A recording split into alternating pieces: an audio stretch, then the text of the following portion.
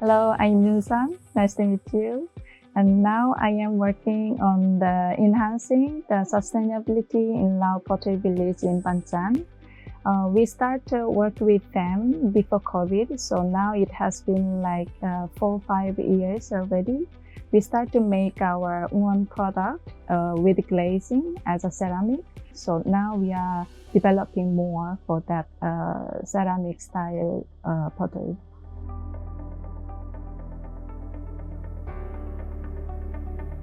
ของโครงการเกาหลีมันจะลงมาฝึกผมให้เรื่องการวิธีการปั้นแล้วก็เฮ็ดซี่เกี่ยวกับถ้วยกับจอกเซรามิกไปก็คือเจ้าเฮ็ดนี่ก็ไกลกับเฮาหลายแล้วก็พยายามเรียนรู้เอาทอดๆเอาบทเรียนเฮ็ดอยู่บ้านเฮา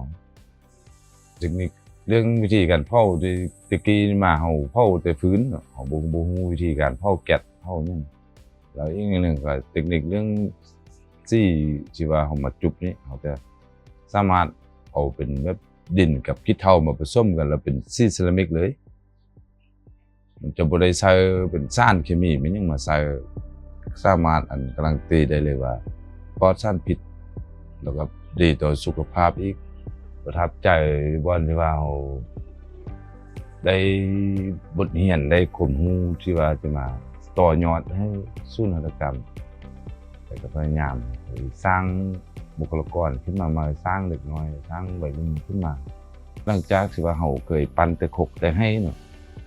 เดี๋ยวนี้เราก็มาเฮ็ดจอกเฮ็ดถ้วยเฮ็ดจานนี่สามารถส่งแฮมได้ทุกบอนสามารถว่าเป็น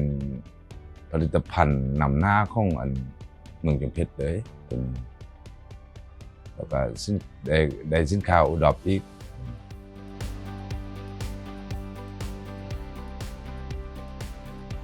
Panjang has a long standing tradition of pottery productions spanning multiple generations.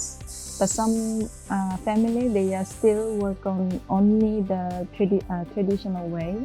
I hope this project will show our modern way is also work for the international market, so they can make more economy for them. So I hope